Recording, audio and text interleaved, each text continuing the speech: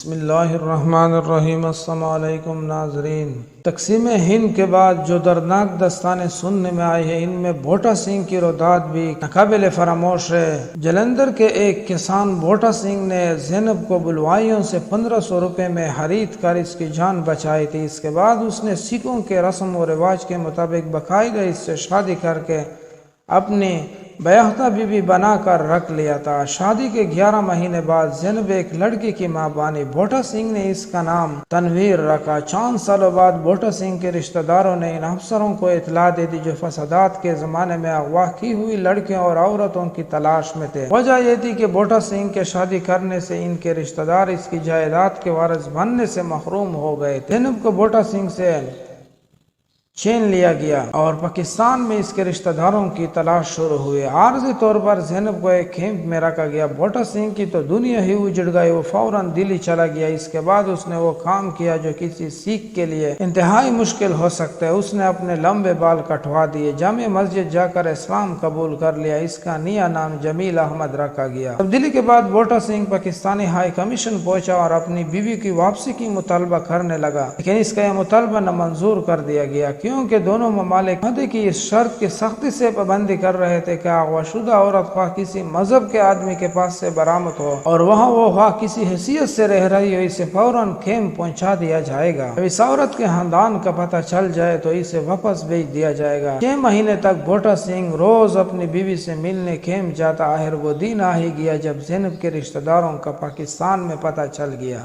رخصت ہوتے وقت بوٹا سنگھ اور زینب ایک دوسرے سے رو رو کر ملے۔ زینب نے قسم کھائی کہ وہ اپنے شوہر اور بچی کے ساتھ رہنے کے لیے بہت جلد واپس آئے گی۔ بوٹا سنگھ نے ایک مسلمان کی حیثیت سے پاکستان ہجرت کرنے کی اجازت مانگی۔ اس کی درخواست نامنظور کر دی گئی۔ اس نے ویزا مانگا جو اسے نہیں ملا۔ آخرکار بوٹا سنگھ نے اپنی بچی کو ساتھ لیا جس کا نیا نام سلطانہ رکھا گیا اور غیر قانونی طور پر پاکستان میں داخل ہو گیا۔ سلطانہ کو لاہور میں چھوڑ کر وہ اس گاؤں کو روانہ ہوا جہاں زینب کے خاندان نے سکونت اختیار کی تھی۔ وہاں پہنچ کر بوٹا سنگھ کے دل کو انتہائی شدید صدمہ پہنچا۔ ہندوستان سے ٹرک میں بیٹھ کر زینب پاکستان کے اس گاؤں میں پہنچی ہی تھی کہ چند گھنٹوں کے اندر اس کی شادی ایک دور کے رشتہ دار سے کر دی گئی۔ بیچارہ بوٹا سنگھ روتا پیٹتا رہ گیا، میری بیوی مجھے واپس کر دو، میں اس کے بغیر رہ نہیں سکتا۔ زینب کے بھائیوں اور رشتہ داروں نے مل کر بوٹا سنگھ کو بری طرح مارا پیٹا، پولیس کے حوالے کر دیا کہ یہ بغیر پاسپورٹ اور ویزا کے پاکستان میں داخل ہوا ہے۔ عدالت میں بوٹا سنگھ نے گڑ گڑا کر کہا کہ وہ مسلمان ہے اور اس کی بیوی اسے واپس کر دی جائے۔ اگر اسے ایک بار بیوی سے ملنے کا موقع دیا جائے تو وہ یہود پوچھ کر تسلی کر لے گا کہ وہ اپنی بیوی اور بیٹی کے ساتھ رہنے کے لیے ہندوستان واپس جائے گی اور اپنی مرضی سے پاکستان میں رہنا چاہتی ہے۔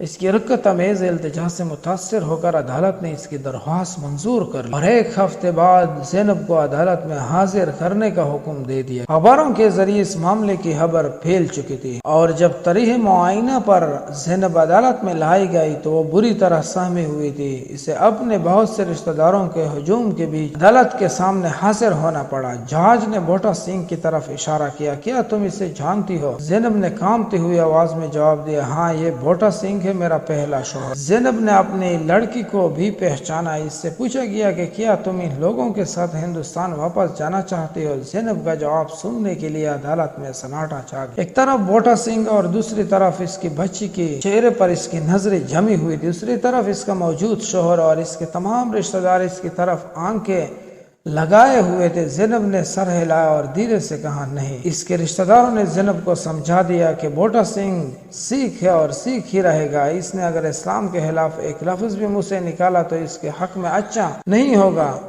زینب کی زبان سے انکار سن کر بوٹا سنگھ کے پیروں تلے سے زمین سرک گئی۔ وہ جس امید کی کرن کے تلاش میں اپنا ملک اور مذہب چھوڑ کر یہاں چلا آیا تھا وہ اس کی آنکھوں سے اجل ہو گئے۔ وہ بری طرح لڑکھڑایا کہ اسے عدالت کے چنگلے کا سہارا لینا پڑا۔ جب اس نے اپنے آپ کو سنبھالا تو بیٹی کا ہاتھ پکڑ کر زینب کی طرف بڑھایا، ٹھیک ہے لیکن میں تم سے تمہاری بیٹی نہیں چھین سکتا، میں اسے تمہارے سپرد کیے جاتا ہوں۔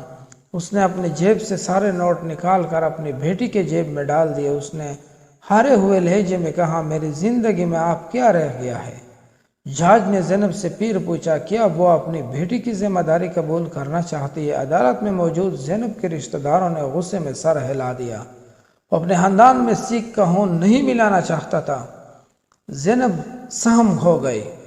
उसने उचटती हुई नजर अपनी बच्ची पर डाली। बच्ची को साथ रखने का मतलब ये होता कि बेचारे सारी जिंदगी ताने सुनते रहे, इसे इतना सताया जाए कि जिसकी कोई हिसाब ना होगा। ज़ैनब का सारा वजूद सिसकियों में डूबा रहा। उसने बुराई हुई आवाज में कहा, नहीं। अब बोटा सिंह की आंखों से आंसुओं की धार बह निकली। चंद लम्हों तक वो अपनी बीवी को देखता रहा। इसकी आंखें आंसुओं से नम थी। बोटा सिंह इसके चेहरे को हमेशा के लिए अपने आंखों में बसा ले। उसने बड़े प्यार से अपने बच्ची को गोद में उठा लिया और बगैर कुछ कहे और बगैर किसी की तरफ देखे अदालत से निकल गया। बोटा सिंह का दिल हमेशा के लिए टूट चुका था। वो रात उसने दाता दरबार में रोने और दुआएं मांगने में गुजारी। इसके करीब एक कुंबे के पास इसकी बच्ची पड़ी सोती रही। सुबह हुई तो बोटा सिंह बच्ची को बाजार ले गया। पिछले दिन दोपहर को उसने जो रुपए बच्चे की जेब में भरे थे, इसमें से उसने बच्ची के लिए नए कपड़े और जूते खरीद कर इसे पहना दिए। इसके बाद एक दूसरे का हाथ थामे हुए बाप बेटी के करीब रेलवे स्टेशन की तरफ चल पड़े। प्लेटफार्म की तरफ बढ़ती हुई घड़ी की सीटी दूर से सुनाई दी। बोटा सिंह ने बेहद प्यार से बेटी को उठाया और चूम लिया। से गोद में भरकर बोटा सिंह प्लेटफार्म के किनारे खड़ा हो गया। बाप के बादल उड़ता हुआ इंजन झपटा चला आ रहा था। बेटी ने महसूस किया कि बोटा सिंह की गिरफ्त इस पर बहुत ज्यादा मजबूत हो गई है। बोटा सिंह ने बच्ची के साथ अचानक इंजन के सामने छलांग लगा दी, लेकिन बच्ची सामने की तरफ गिर गई। उसने इंजन की सीटी और इसका भयंकर शोर सुना, जिसमें उसकी अपनी चीखें भी शामिल थी। अगले लम्हे वो इंजन के नीचे पड़ी थी। बोटा सिंह फौरन मर गया, लेकिन कुदरत ने मुआजिजा दिखाया। इसकी बच्ची की बदन पर एक खरश तक नहीं आई। इसके खून से लथपथ लाश से पुलिस को वो अलविदाई हाथ मिला जो उसने अपनी बीवी के नाम लिखा था, जिसने इसे ठुकरा दिया था। मेरी प्यारी ज़ैनब, तुमने भीड़ की आवाज़ सुनी, लेकिन अब ऐसी आवाज़ कभी सच नहीं होती। अब भी मेरी ज़िंदगी की आखिरी ख्वाहिश ये है कि मैं तुम्हारे साथ रहूं। मुझे तुम अपने ही गांव के कब्रिस्तान में दफन करना। कभी कभी आकर मेरे खबर पर फूल चढ़ा दिया करना। बोटा सिंह की अलमनाक मौत की खबर जल्द ही पूरे लाहौर में आग की तरह फैल गई। हजारों मुसलमान इसके जनाजे के साथ ज़ैनब के गांव आए, मगर वहां इसके रिश्तेदारों ने मैयत को दफन नहीं होने दिया। इंतजामिया अफसरों ने हिदायत की कि झगड़ा फसाद करने के बजाय बोटा सिंह को लाहौर में ही दफन कर दें। से लाहौर में मियामी साहिब कब्रिस्तान में सुपुर्द हक कर दिया गया। लाहौर में इसकी कब्र पर मुसलमानों ने इतने पुल चढ़ाए कि पुल के पहाड़ बन गए। बोटा सिंह को इतनी इज्जत मिलना ज़ैनब के खानदान वालों को गवारा नहीं हुआ। इन्होंने एक गिरोह लाहौर भेजा, जिसने बोटा सिंह की कब्र को ना सिर्फ तोड़ा बल्कि इसे नापाक भी कर दिया। इस वख्शियाना हरकत से सारे लाहौर के लोग सन्नाटे में आ गए। लाहौर वालों ने बोटा सिंह को दोबारा दफन किया और इसकी कब्र को एक बार फिर इसे पुल के पहाड़ों से ढक दिया। इस बार सैकड़ों मुसलमान इसकी कब्र की हिफाजत के लिए तैनात हो गए। बोटा सिंह की बेटी सुल्ताना को लाहौर के एक खानदान ने मुंह भोली बेटी बनाकर पाला। आखिरी वक्त तक वो अपने इंजीनियर शोहर और 3 बच्चों के साथ लीबिया में रह रही है।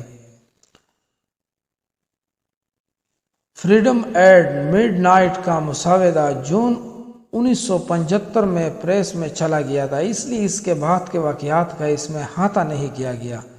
बहवाला फ्रीडम एट मिडनाइट आज लेरी कॉलिंस एंड डोमिनिक लेप्रीज लाहौर के लोगों ने बोटा सिंह को शहीद मोहब्बत का टाइटल दिया गया।